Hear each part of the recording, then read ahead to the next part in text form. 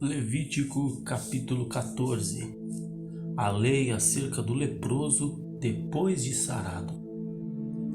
Depois falou o Senhor a Moisés dizendo: Esta será a lei do leproso no dia da sua purificação. Será levado ao sacerdote. O sacerdote sairá fora do arraial, e o sacerdote, examinando, eis que se a praga da lepra do leproso for sarada, então o sacerdote ordenará que, por aquele que se houver de purificar, se tomem 2 aves vivas, limpas, e pau de cedro, carmesim e isopo. Mandará também o sacerdote que se degole uma ave em um vaso de barro sobre as águas vivas. E tomará a ave viva e o pau de cedro, carmesim, o isopo, e os molhará com a ave viva no sangue da ave que foi degolada sobre as águas vivas. E sobre aquele que há de purificar-se da lepra, espargirá 7 vezes. Então declarará limpo e soltará a ave viva sobre a face do campo. E aquele que tem de purificar-se lavará os seus vestidos, rapará todo o seu pelo e se lavará com água. Assim será limpo. Depois entrará no arraial, porém ficará fora da sua tenda por 7 dias. E será que ao 7º dia rapará todo o seu pelo, e a sua cabeça, e a sua barba, e as sobrancelhas dos seus olhos, e rapará todo o seu outro pelo, e lavará os seus vestidos, e lavará a sua carne com água, e será limpo.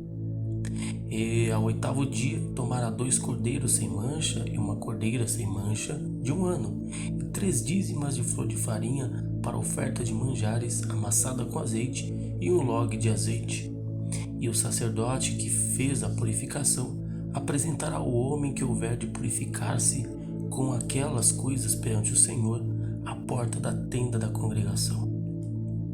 E o sacerdote tomará um dos cordeiros e o oferecerá para expiação da culpa e o log de azeite, e os moverá por oferta movida perante o Senhor.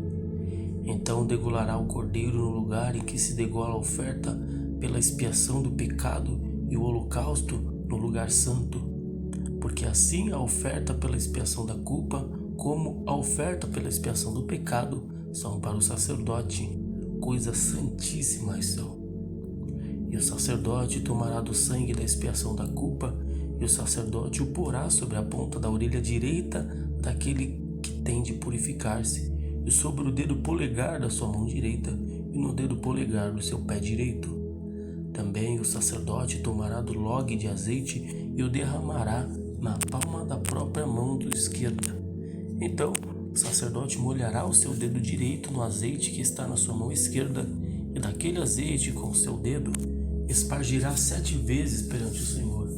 E o restante do azeite que está na sua mão, o sacerdote porá sobre a ponta da orelha direita daquele que tem de purificar-se, e sobre o dedo polegar da sua mão direita, e sobre o dedo polegar do seu pé direito, em cima do sangue da expiação da culpa.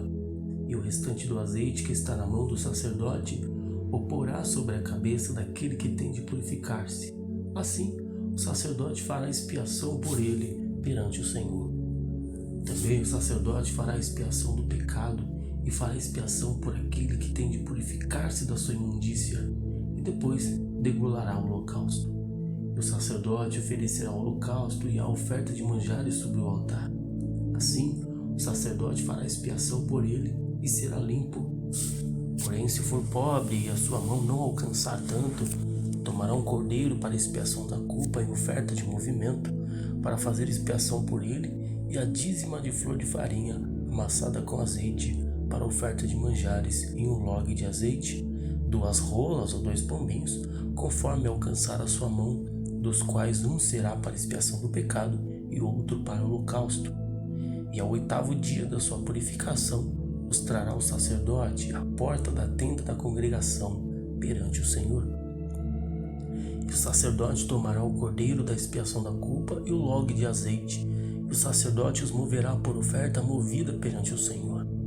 Então degolará o cordeiro da expiação da culpa, e o sacerdote tomará do sangue da expiação da culpa e o porá sobre a ponta da orelha direita daquele que tem de purificar-se, e sobre o dedo polegar da sua mão direita, e sobre o dedo polegar do seu pé direito. Também o sacerdote derramará do azeite na palma da sua própria mão esquerda. Depois o sacerdote, com seu dedo direito, espargirá do azeite que está na sua mão esquerda 7 vezes perante o Senhor. E o sacerdote porá do azeite que está na sua mão na ponta da orelha direita daquele que tem de purificar-se, e no dedo polegar da sua mão direita, e no dedo polegar do seu pé direito, no lugar do sangue da expiação da culpa. E o que sobrar do azeite que está na mão do sacerdote, porá sobre a cabeça do que tem de purificar-se, para fazer expiação por ele perante o Senhor. Depois oferecerá uma das rolas ou um dos pombinhos, conforme alcançar a sua mão. Do que alcançar a sua mão, será um para expiação do pecado e o outro para holocausto com a oferta de manjares. E assim, o sacerdote fará expiação por aquele que tem de purificar-se perante o Senhor. Esta é a lei daquele em quem estiver a praga da lepra, cuja mão não pode alcançar o preciso para a sua purificação. A lei acerca da lepra em uma casa. Falou mais o Senhor a Moisés e a Arão, dizendo: Quando tiverdes entrado na terra de Canaã, que vos hei de dar por possessão, e eu enviar a praga da lepra a alguma casa da terra da vossa possessão, então virá aquele de quem for a casa e o fará saber ao sacerdote, dizendo: Parece-me que há como que praga em minha casa. E o sacerdote ordenará que despejem a casa, antes que venha o sacerdote para examinar a praga, para que tudo que está na casa não seja contaminado, e depois virá o sacerdote para examinar a casa. E vendo a praga, eis que se a praga nas paredes da casa tem covinhas verdes ou vermelhas, e parecem mais fundas do que a parede, então o sacerdote sairá daquela casa para fora da porta e encerrará a casa por 7 dias. Depois tornará o sacerdote ao 7º dia e examinará. E se vir que a praga nas paredes da casa se tem estendido, então o sacerdote ordenará que arranquem as pedras em que estiver a praga e as lancem fora da cidade num lugar imundo. E fará raspar a casa por dentro ao redor, e o pó que houverem raspado lançarão fora da cidade num lugar imundo. Depois tomarão outras pedras e as porão no lugar das primeiras pedras, e o outro barro se tomará e a casa se rebocará. Porém, se a praga tornar a brotar na casa, depois de se arrancarem as pedras, e depois de a casa ser raspada, e depois de ser rebocada, então o sacerdote entrará e, examinando, eis que se a praga na casa se tem estendido, lepra roedora há na casa, imunda está. Portanto, se derrubará a casa, as suas pedras, a madeira, como também todo o barro da casa, e se levará tudo para fora da cidade a um lugar imundo. E o que entrar naquela casa em qualquer dia em que estiver fechada será imundo até a tarde. Também o que se deitar a dormir em tal casa lavará os seus vestidos, e o que comer em tal casa lavará os seus vestidos. Porém, tornando o sacerdote a entrar e examinando, eis que se a praga na casa se não tem estendido, depois que a casa foi rebocada, o sacerdote declarará a casa limpa, porque a praga está curada. Depois tomará para espiar a casa as 2 aves, pau de cedro, carmesim e isopo, e decolará uma ave em um vaso de barro sobre águas vivas. Então tomará pau de cedro, isopo, carmesim e a ave viva, e os molhará na ave degolada e nas águas vivas, e espargirá a casa 7 vezes. Assim, espiará aquela casa com o sangue da avezinha, com as águas vivas e com a avezinha viva, e com o pau de cedro, com o isopo e com o carmesim. Então soltará a ave viva para fora da cidade, sobre a face do campo. Assim fará expiação pela casa e será limpa. Esta é a lei de toda a lepra e da tinha, e da lepra dos vestidos, das casas, da inchação e da apostema e das empolas, para ensinar em que dia alguma coisa será imunda e em que dia será limpa. Esta é a lei da lepra. Levítico capítulo 15. Imundícias do homem e da mulher. Falou mais o Senhor a Moisés e a Arão, dizendo: Falai aos filhos de Israel: qualquer homem que tiver fluxo da sua carne será imundo por causa do seu fluxo. Estas, pois, será a sua imundícia por causa do seu fluxo. Se a sua carne vaza o seu fluxo, ou se a sua carne estanca o seu fluxo, esta é a sua imundícia. Toda cama em que se deitar o que tiver fluxo será imunda. Toda coisa sobre o que se assentar será imunda. Qualquer que tocar a sua cama lavará os seus vestidos e se banhará em água e será imundo até a tarde.